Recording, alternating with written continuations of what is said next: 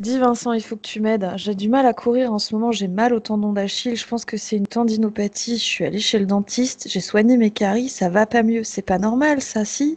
Je sais pas. T'as essayé d'aller chez le coiffeur? Bonjour, Bonsoir. bienvenue sur Le Temps d'un Lapin, le podcast qui parle de la kinésithérapie, du soin et de la science. Mais pas trop longtemps. Juste le temps d'un lapin. Bonjour Vincent. Bonjour Marie. Aujourd'hui, sur le temps d'un lapin, on s'intéresse à quelque chose qu'on entend souvent et régulièrement dans le milieu de la course à pied, dans le milieu du sport en général et parfois dans le milieu du soin, la tendinopathie qui serait due à des caries. On est allé creuser sur le sujet et on vous dit tout ou presque. Mythe, info, intox, Vincent, dis-nous tout. Tous ceux qui ont mis un peu les pieds que ce soit en kinésithérapie du sport ou dans les traitements des tendinopathies, on entend régulièrement cette affirmation que les tendinopathies et les caries dentaires seraient liées. Il suffit de taper carie dentaire et tendinopathie, enfin tapez tendinite, vous aurez plus de chances de trouver des choses sur un moteur de recherche bien connu et vous allez voir plein d'articles de sites de santé un peu typés féminin, excusez-moi, qui feront le lien entre les deux. C'est une affirmation qu'on entend très régulièrement et je suis allé creuser dessus.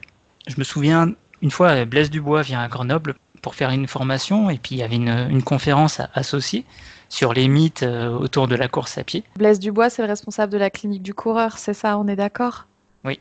Et donc, une question dans l'auditoire, c'est l'impact des caries dentaires. Et là, Blaise dit avec son accent que j'oserais pas reproduire, qu'est-ce que vous avez, vous les Français, avec les caries dentaires? Ah, bon, déjà, ça commence bien. Déjà, ça commence bien. Je suis allé chercher sur mon moteur de recherche scientifique favori, sur les caries dentaires et les tendinopathies.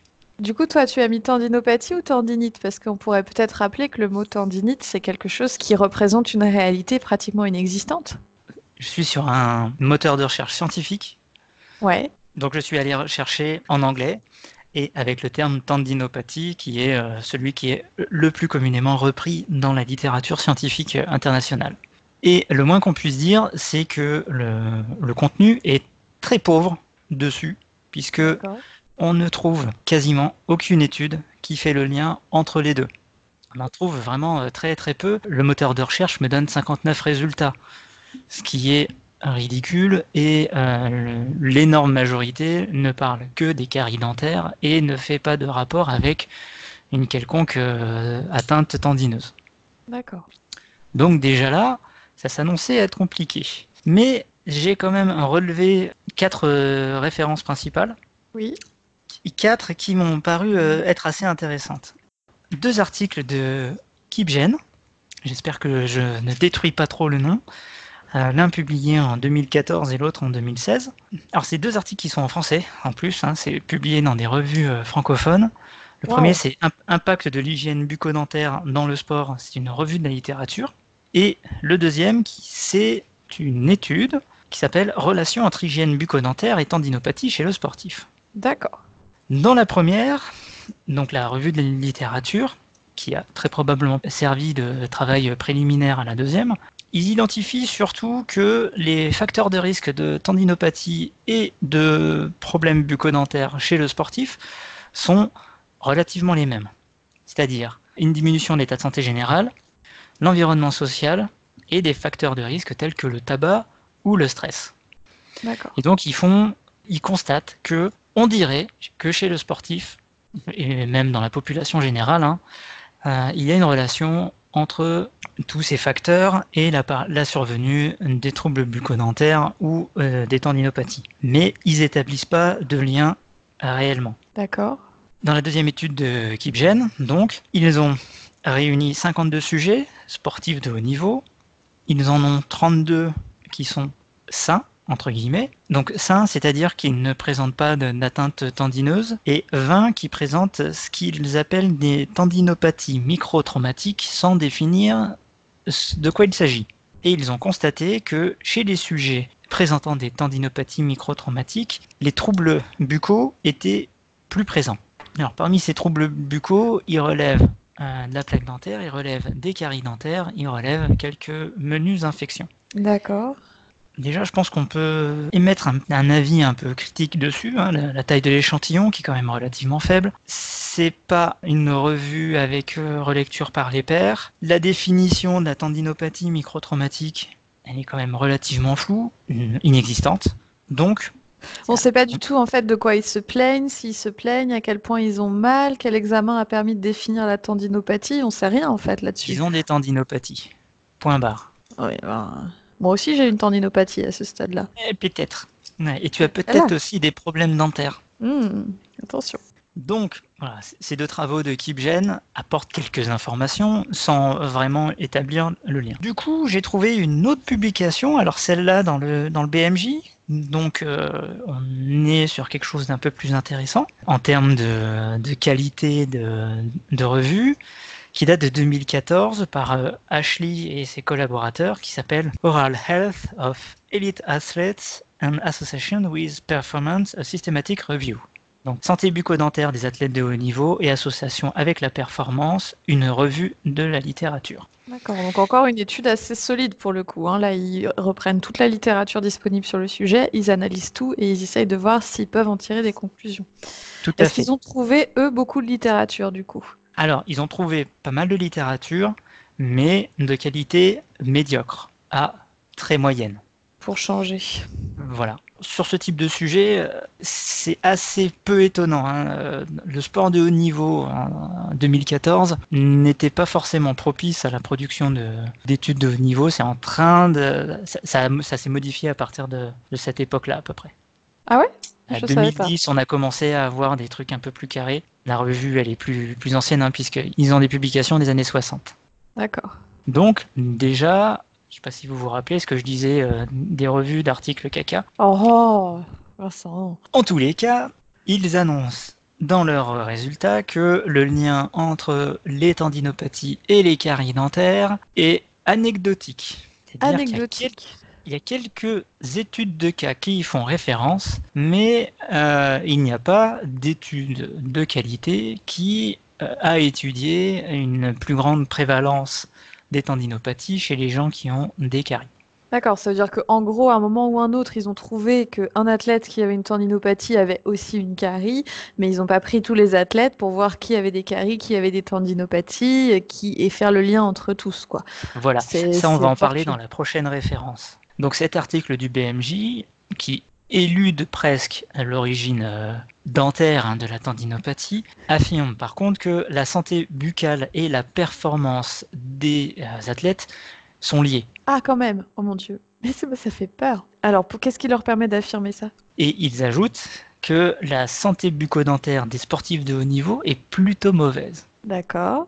Et donc, ils écrivent que la santé bucco-dentaire, en fait, serait un élément révélateur de l'état de forme du sportif. D'accord. Et qu'un sportif qui serait fatigué, épuisé, stressé, du coup, développerait une hygiène un peu mauvaise, un peu moins bonne, pardon, par une dégradation de son système immunitaire, mais aussi par une modification de ses comportements, avec un peu moins d'attention sur ce genre de choses. D'accord. Donc ça pourrait être un élément révélateur d'un surentraînement. On pourrait voir les choses avec ce versant-là. On pourrait aussi le transférer aux patients douloureux chroniques, que le stress, la fatigue induisent de moins bonnes performances. Je pense qu'on on a le parallèle. Le stress et la fatigue induisent aussi plus de douleur. Ouais. Donc c'est intéressant parce qu'on pourrait se dire que un indicateur de l'état de fatigue du sportif serait l'apparition de troubles bucco-dentaires. Oui, d'accord. Et donc, en s'intéressant aux troubles bucco-dentaires du sportif, on pourrait avoir une idée de son niveau de performance actuel. Et c'est une conclusion qu'on pourrait tirer de la lecture de cet article. Pas les caries et les tendinopathies, mais peut-être un reflet de l'état de santé général actuel lié plutôt à des habitudes de vie, du coup, ou à, comment dire, un temps personnel réduit, plus de stress, de fatigue. Ouais. Dernière référence que que j'ai trouvée, c'est une thèse d'un dentiste, Édouard Barlois, publiée en 2018, qui s'intitule « Évaluation de la santé bucco-dentaire et de la condition physique des sportifs de haut niveau à propos d'une étude épidémiologique réalisée à l'INSEP ». D'accord. Est-ce que c'est de là que ça vient? Ah non, 2018, attends. Toujours pas. Donc en 2018, ce dentiste creuse la question. Il a l'occasion d'aller à l'INSEP et donc d'avoir accès à peu près 500 sportifs de haut niveau. Donc il fait son étude et il relève, comme le relevait déjà Ashley dans le BMJ, que la présence d'affections bucco-dentaires est quand même assez récurrente. Il est allé creuser sur l'origine de la théorie du lien entre les caries dentaires et les tendinopathies. Mais ça, c'est le plus fameux, je vais le garder pour après. Lui, il a trouvé la source, tu as la source, tu sais d'où ça vient. Et tu vas nous le dire tout à l'heure. Ok. Je pense que je sais d'où ça vient. En tout cas, Barlois élude l'hypothèse carie cause la tendinopathie. D'accord. Avec l'argumentaire suivant, c'est que la tendinopathie, pour lui, aurait une nature inflammatoire et non infectieuse. Désolé pour notre ami, parce que la nature inflammatoire de la tendinopathie, elle a été démontée depuis quelques années déjà, mais on ne va pas reprocher à un dentiste d'avoir raté cet élément-là. Surtout quand beaucoup de kinésithérapeutes et de médecins y croient encore. Pardon. Voilà. Il ajoute que localement, donc au niveau de l'atteinte tendineuse, on ne retrouve pas de germes. Les caries dentaires favorisent le développement de pathologies autres qui peuvent atteindre la sphère cardiaque, mais ce développement de pathologie reste relativement restreint à la proximité de la bouche. Là, on parle de pathologie bactérienne cardiaque par migration des bactéries. On n'est pas du tout dans le même contexte de la tendinopathie, qui est un excès de charge sur un tendon lié à un changement de rythme et de sollicitation mécanique, où il n'y a jamais eu, et globalement, les atteintes infectieuses du tendon sont très rares, si je ne me trompe pas. Mais il faut qu'il rentre, quelque part. Il faut qu'il y ait une plaie. Le développement des pathologies qu'on a évoquées précédemment, c'est vraiment chez des gens qui vont être avec une hygiène bucco-dentaire catastrophique et dénutrition, troubles immunitaires, ce genre de choses, quoi. Comorbidité, en gros. Des comorbidités assez cognées, donc assez peu de chances qu'on se retrouve avec un sportif de haut niveau qui présente à la fois ces caractéristiques. Et enfin, dernier argument pour éliminer cette cause des caries, c'est que la salive puis les sucs gastriques limitent très fortement la survie des germes lorsqu'ils pénètrent dans le corps par la bouche, les germes présents dans les caries, et que donc ça limite quand même fortement la possibilité qu'ils survivent pour passer dans le sang et ensuite atteindre une zone tendineuse. Voilà. Là, le rasoir d'Occam, il est quand même assez sévère et il nous élimine bien cette hypothèse-là. Bon, donc pas de lien scientifique entre tendinopathie et carie, ce ne sont pas les mêmes phénomènes, ce n'est pas la même nature et la fragilité de l'un n'entraîne pas de fragilité sur l'autre. Voilà. Okay. Bon, et Barlois continue ce chapitre en concluant que chez le sportif, la présence d'atteintes tendineuses témoigne plus probablement d'un surmenage que d'une infection bucco-dentaire. C'est trop beau. Quand c'est un dentiste qui le dit, c'est magnifique. Et on n'arrive déjà pas à convaincre certains collègues. Punaise. Mais peut-être qu'il faut commencer par les dentistes et qu'ensuite ça se propagera. C'est une bonne idée parce que j'imagine bien le dentiste qui en parle au kiné à qui il est en train de faire un soin dentaire. Le kiné ne peut pas se défendre. Ouais, c'est ça. Et donc la théorie s'implante. Je pense qu'on peut creuser cette forme de pédagogie. Et enfin, il est allé creuser à l'origine de la théorie bucco-dentaire. Un cas qui remonte à 1936. 1936. En 1936, Jack Loverlock est champion olympique du 1500 mètres. Il est affirmé qu'il a été guéri d'une tendinite, et je dis bien tendinite, suite à l'extraction de 2 dents dévitalisées et d'une cure de vaccin préparée à partir de souches microbiennes prélevées sur la racine infectée. Donc ça, c'est une première étude de cas. Sérieusement ? 1936, ils ont joué aux petits chimistes, c'est horrible. Une autre étude de cas, réalisée par le docteur Martin, qui était chirurgien dentiste suisse et sportif de haut niveau. Quand il entend parler de ça, il se fait faire un examen complet de sa cavité buccale. On lui détecte des foyers infectieux, Il se fait extraire une dent et, de la même façon, la tendinite dont il souffrait depuis 2 ans disparaît au bout de 2 jours. Ah, purée. On a l'impression d'être dans un truc magique. On est aux environs de 1936. Et donc, D'accord. depuis, il y a des exemples comme ça de sportifs qu'on guérit parce qu'on leur arrache une dent. Mais alors, il est question de tendinopathie, mais il est aussi question de lésions musculaires. Ouais. Donc, on est en train d'élargir le spectre des possibles. Oui, c'est pas que des tendinopathies. C'est pas que les tendinopathies, à croire que l'arrachage de dents pourrait guérir un peu tout. En 1978, le docteur Lamandin va même ajouter que même si on traite localement la tendinite, ça m'arrache la bouche de dire tendinite, hein. Donc même si on traite localement la tendinite ou toute autre source douloureuse chez l'athlète, ça ne pourra pas guérir tant que le foyer initial n'aura pas été décelé et supprimé, en évoquant donc les dents. D'accord. Donc, j'ai un peu l'impression que c'est une histoire de chasse. Tout semble partir de quelques cas isolés et le bouche à oreille a fait son œuvre. Et ce constat empirique vraiment anecdotique s'est transformé en une règle générale que l'on voudrait appliquer aux sportifs et aux non-sportifs, que les tendinopathies pourraient avoir leur origine dans une affection bucco-dentaire. D'accord, parce que si je comprends bien, du coup, en 1936, on a eu quelques cas où, en arrachant une dent, il y a eu des douleurs mécaniques qui ont été résolues, mais on n'a pas plus de détails que ça, et du coup, on a fait le lien entre la douleur mécanique, pied, genou, hanche, j'en sais rien, et l'arrachage de la dent. Voilà, tu peux imaginer la qualité du suivi médical d'un athlète en 1936 ou même dans les années 50 par rapport à aujourd'hui et la compréhension qu'on avait du phénomène tendinopathie par rapport à celle qu'on a de nos jours. Oui, enfin, Vincent, il y a des athlètes de haut niveau aujourd'hui à qui on propose des ventouses et qui sont ravis de montrer qu'ils s'en servent aussi, hein. S'il faut qu'on parle de crédulité et d'emprise, on pourrait, parce que je trouve ça particulièrement troublant de réussir à faire ce lien-là sans chercher un mécanisme commun ou, enfin voilà, il n'y a pas de lien entre une dent et un tendon d'Achille.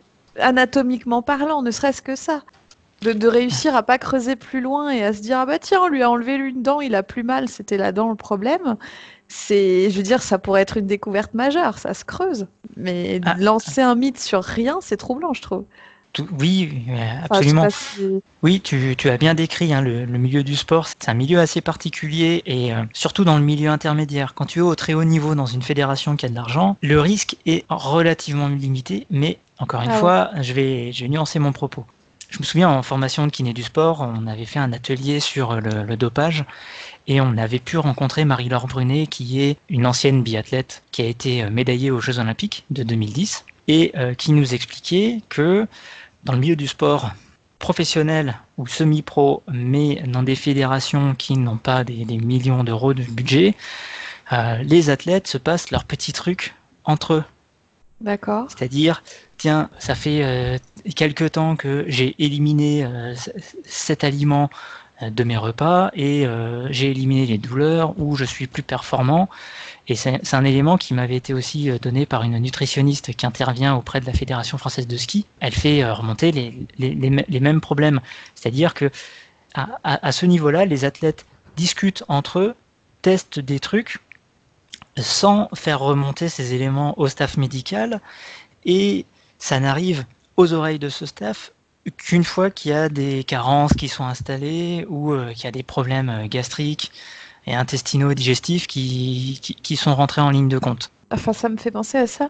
Dans le milieu du football professionnel, sur du niveau Ligue 2 par exemple, un collègue qui a travaillé avec des joueurs qui disait que c'est des joueurs qui donnent tout dans leur sport et qui ont été accompagnés depuis très jeunes et très tôt et qui ont globalement besoin d'aide pour une grande partie des activités de la vie quotidienne. Lui, il était assez surpris de découvrir ça. Je pense pas que c'est le cas de tous et de partout, mais de dire que pour se soigner, ils avaient besoin d'être accompagnés pour certains, et que potentiellement, si t'es pas accompagné par la bonne personne ou par une personne qui a des croyances erronées, tu risques de tomber dans ce type de prise en charge et de la propager auprès de de tes collègues si tu es convaincu que ça t'a apporté un certain bien. Et là, ce que ça m'évoque, moi aussi, c'est la question de l'ostéopathie dans les maternités. Alors, tu vas me dire, rien à voir, mais en fait, quelque part, d'une certaine manière, dans un milieu où tu as une performance qui est attendue, la parentalité ou le sport,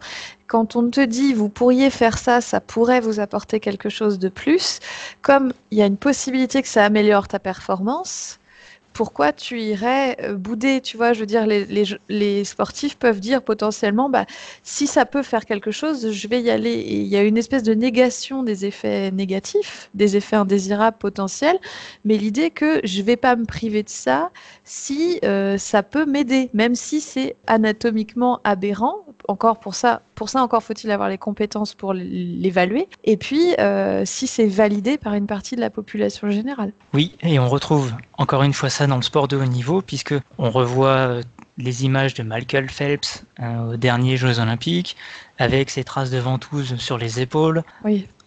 Christopher Froome. Pour drainer l'hématome de sa fracture. Oui, je me souviens. Autour de sa cicatrice.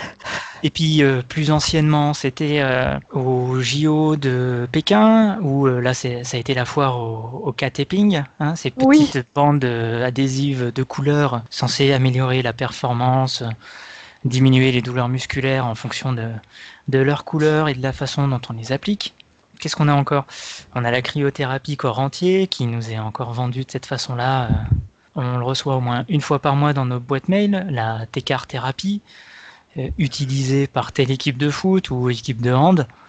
Tu vas avoir aussi, à mon avis, tout ce qui va être magnétisme, thérapie énergétique, tout ce qui va être pathologie organique, détoxifier son foie. On parlait de magazines féminins tout à l'heure. Tu l'as dans tous les magazines féminins avant les fêtes, après les fêtes, avant l'été.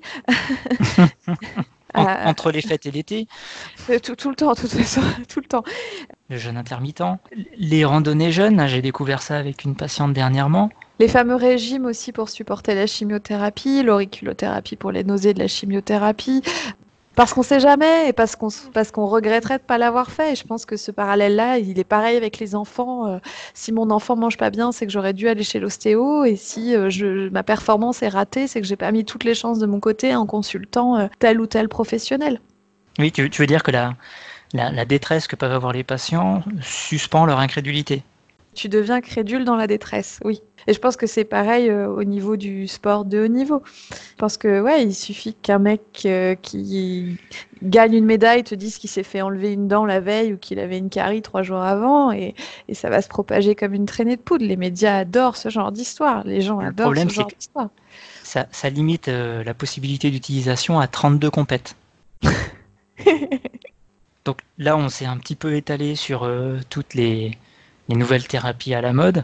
On peut voir que cette histoire de carie dentaire est quand même assez âgée, mais ça montre bien comment une thérapie à la mode peut se répandre et continuer à exister alors qu'il n'y a absolument aucune preuve attestant de la véracité de ce qui est avancé.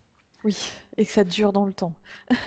Donc, si vous avez une tendinopathie, la première chose à faire, avant d'aller chez votre dentiste et avant d'aller chez votre coiffeur, comme on le recommandait en introduction, peut-être c'est d'aller en discuter avec votre médecin généraliste et de consulter un kinésithérapeute. Tout à fait d'accord avec ça. La tendinopathie, c'est plus du tout une entité nébuleuse comme ça a pu l'être avant. On en a beaucoup parlé dans les tendons flingueurs, on en a un peu parlé dans le genou du sportif aussi. C'est quelque chose qu'on maîtrise bien et on sait que c'est aujourd'hui plus lié au mouvement, à l'effort que vous allez pouvoir faire plutôt qu'à une problématique du tendon ou de l'articulation. C'est pas quelque chose qui coince, c'est pas quelque chose qui force. C'est trop d'efforts ou pas assez sur un temps court. Et du coup, on est censé quand même bien connaître le mécanisme. Et nous, on trouvait ça dommage que quelque part, dans une situation de détresse chez des patients qui ont mal depuis longtemps, quand le mécanisme de base de la tendinopathie n'a pas été analysé et qu'il n'a pas été recherché, diagnostiqué correctement, on en vienne à se poser des questions sur les dents, alors que finalement, l'activité n'a pas été adaptée ou peut-être pas comme il aurait fallu quand il l'aurait fallu. Et rappelons vraiment que normalement la tendinopathie, ça reste une pathologie qui est très logique, qui est très effort et sport dépendant. Il y a des contextes effectivement, comme la santé bucco-dentaire, de fatigue et de stress qui peuvent jouer, qui peuvent entrer en ligne de compte, mais ça reste normalement un phénomène dont on peut appréhender la logique, beaucoup plus d'ailleurs que la logique d'un lien entre le tendon et les dents. Merci à tous de nous avoir écoutés Et à très bientôt. sur Le Temps d'un Lapin.